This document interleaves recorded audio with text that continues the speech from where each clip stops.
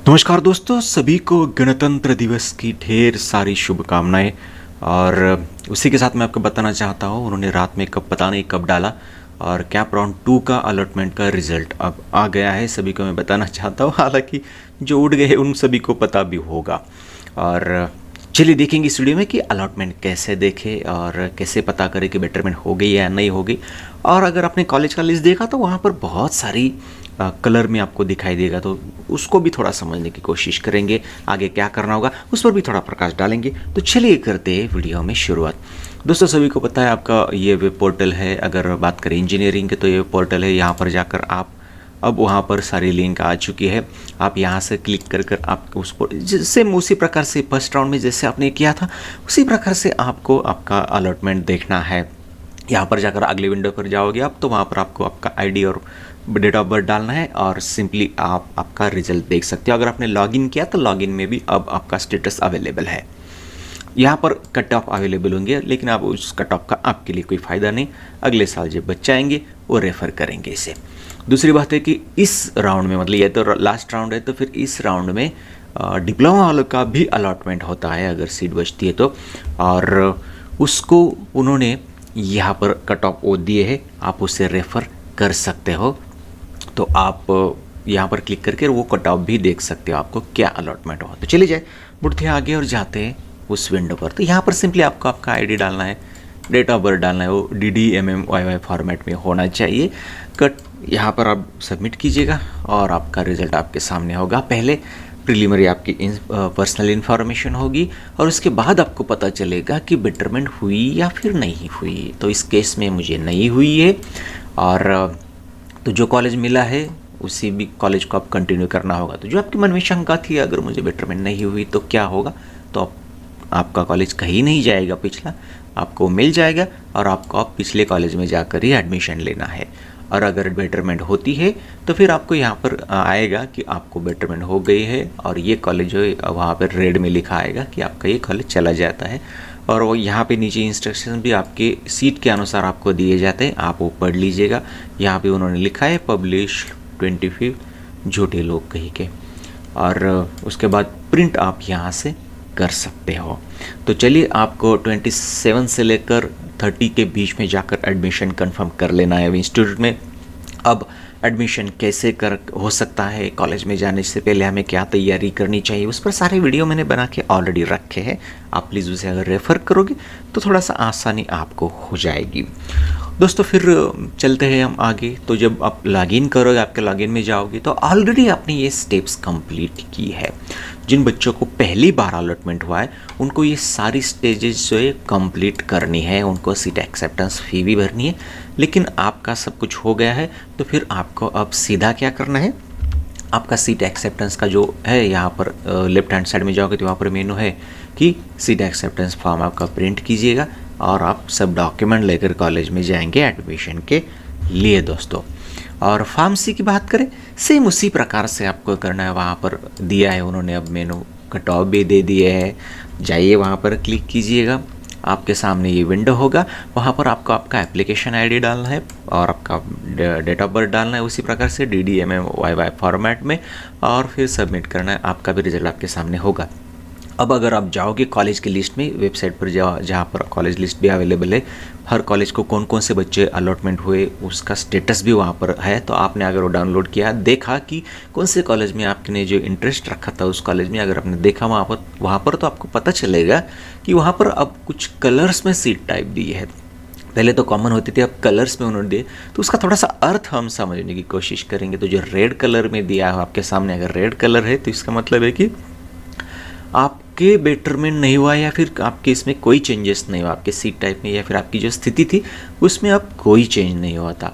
ये जो ग्रे वाले हैं इनका मतलब था कि पहले राउंड में उनको मिला था, उन्होंने फ्रीज किया था, फिर सेल्फ फ्रीज हुआ था और उन्होंने एडमिशन कंफर्म भी किया था उस इंस्टीट्यूट में। तो आप देख सकते हैं कितने लोगों ने एडमिशन कंफर्म किया था। और उसके बाद अब ग्रीन की बात करें हम, तो ग्रीन वाले स्टूडेंट्स का उनके चॉइस कोड में उनको बेटरमेंट हुआ है। इसका मतलब उनको बेटरमेंट हुआ है, नया कॉलेज, नई ब्रांच उनको मिली, उनको नया चॉइस कोड मिला है।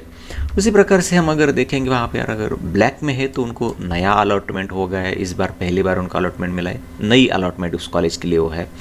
और उसके बाद अगर देखेंगे कि ब्लू में अगर है तो ब्लू ये इंडिकेट करता है कि आपको सीट टाइप में बेटरमेंट हो, उनको कॉलेज उनको बेटरमेंट सिर्फ सीट टाइप में हो। जैसे कि हमने डिस्कस किया था ऑलरेडी बेटरमेंट के इस वीडियो में कि आपको दो बेटरमेंट होती है, या तो चॉइस कोड में बेटरमेंट होती है या फिर सीट टाइप में बेटरमेंट होती है। सीट टाइप की बेटरमेंट आपको ज़्यादा मायने नहीं रखती, क्योंकि सिर्फ आपका सीट टाइप चेंज हुआ है, ये ब्रांच आपकी यही रहेगी, कॉलेज यही रहेगा, सिर्फ आपका सीट टाइप चेंज होगा। पहले कैटेगरी में होगा, अब वो ओपन में आप चले गए, क्योंकि आपका मेरिट अच्छा है तो फिर आपको ओपन में ही वो सीट मिल गई है। तो आपकी कैटेगरी देखिए, यहाँ पे कैटेगरी उनकी ओबीसी है, लेकिन उनका सीट उनको अब उनका बेटर होके अच्छा, उनका बेटरमेंट उनका जो हाईएस्ट चॉइस है, हाईएस्ट ये उनका कैटेगरी है, तो कैटेगरी के बजाय उनको ओपन में मिला मेरिट की वजह से। तो उनका जो बेटरमेंट है वो सिर्फ सीट टाइप में हो, जो कि उनका फ़ायदे का नहीं, ज़्यादा उनको फ़र्क नहीं पड़ेगा इससे।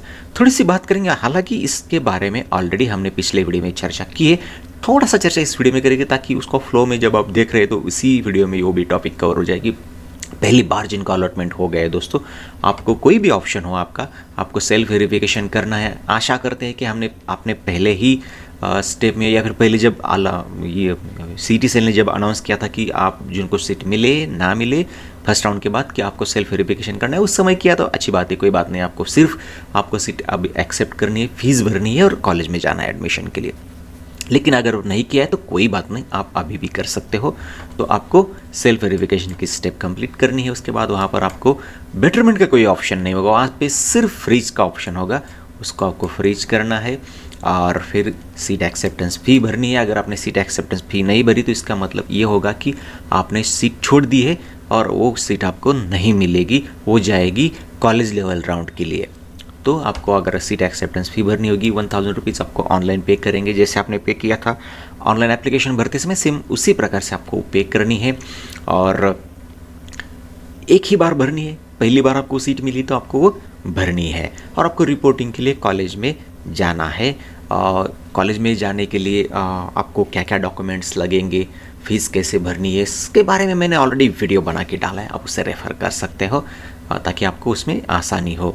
और उन्होंने भी उनके साइट पर भी सीटीसीएल ने भी दिया है कि आपको कॉलेज को रिपोर्टिंग के लिए जाना है, लेकिन उसके पहले आपको सेल्फ वेरिफिकेशन और सीट एक्सेप्ट करनी है।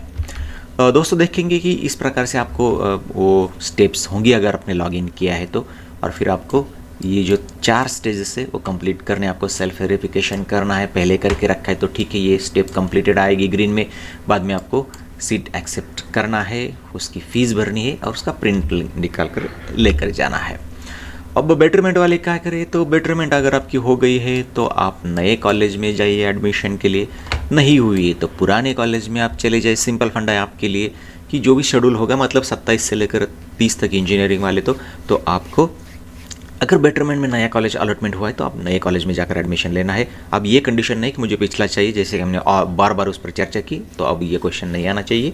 और अगर नहीं हुई तो पिछले कॉलेज में जाइए और एडमिशन कंफर्म करें। थोड़ी सी मन में शंका होगी कि सर्टिफिकेट हम कब तक सबमिट करें, मतलब जो EWS का प्रॉब्लम था, नॉन क्रीमी का था और कास्ट वैलिडिटी का जो प्रॉब्लम था, उनको जो उन्होंने 2 वहाँ पर स्क्रॉल होती रहे, आपने देखा भी होगा कि 2 सूचनाएं हैं वहाँ पे मराठी में जो दी है, वहाँ पे उन्होंने कहा है कि उनको उसी कैटेगरी से प्रवेश तो मिलेगा, उनको कॉलेज में भी प्रवेश मिलेगा, लेकिन उन्होंने यहाँ लिखा है की केंद्रीभूत प्रवेश प्रक्रिया संपण्याच्या अंतिम दिनांकाच्या आत। इसका मतलब कि जो कैप की सिस्टम है वो ख़त्म होने के पहले उनको उनकी जो डॉक्यूमेंट्स है वो देना होगा। और नीचे जो इंग्लिश में है वहाँ पे उन्होंने कहा है कि ऑन और बिफोर जो भी आपका डॉक्यूमेंट है, कास्ट वैलिडिटी हो, जिन्होंने भी रिसिप्ट अपलोड की थी, तो उन लोगों ने उनका जो ओरिजिनल डॉक्यूमेंट है on or before last date of reporting और फाइनल कैप राउंड 2, तो जो रिपोर्टिंग का लास्ट डेट है, मतलब 30 जो है आपका रिपोर्टिंग का लास्ट डेट, उस तक आपको वो डॉक्यूमेंट देना होगा।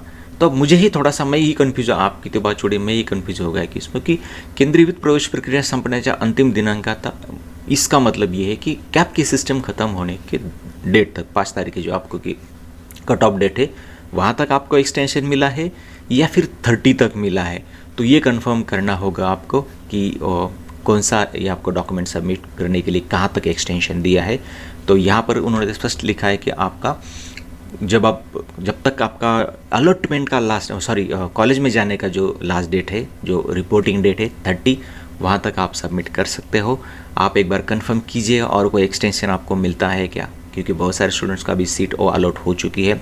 तो फिर कॉलेज में एडमिशन के समय देख लीजिएगा कि वहाँ पर क्या सिचुएशन होती है। तो देखेंगे इसके बारे में, सिटी सेल को भी लिखेंगे और कंफर्म करेंगे कि उनको एक्चुअली कहाँ तक उन्होंने एक्सटेंशन दे दिया है।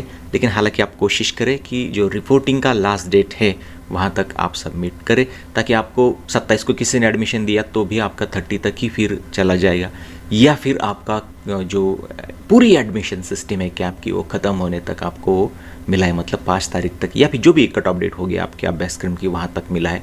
तो उसे कन्फर्मेशन के लिए हम भी अपनी तरफ से ट्राई करेंगे, आप भी आपकी तरफ से ट्राई कीजिएगा कि कब तक आपको आखिरी देना है। चलो कुछ महत्वपूर्ण मुद्दे पर थोड़ी सी बात करेंगे। तो सभी को पता है कि अब ये लास्ट राउंड था, जो भी मिला है वहाँ पर जाना है आपको। तो फाइनल एडमिशन लेने के लिए आपको कॉलेज की इन्फॉर्मेशन जुटानी होगी। जैसे कि मैंने बार बार कहा इस वीडियो में, ऑलरेडी वीडियो मैंने बना के रखा है, आप उसे रेफ़र कीजिएगा।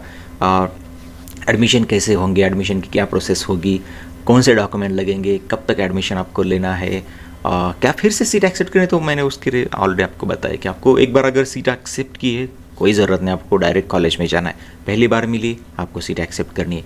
तो आपके मन में अगर कोई सवाल है इसके रिगार्डिंग तो आप पूछिएगा कमेंट्स बॉक्स में, मैं कोशिश करूँगा कि आपको जवाब दे दे। और सभी को एक बार फिर से गणतंत्र दिवस की बहुत ढेर सारी शुभकामनाएं।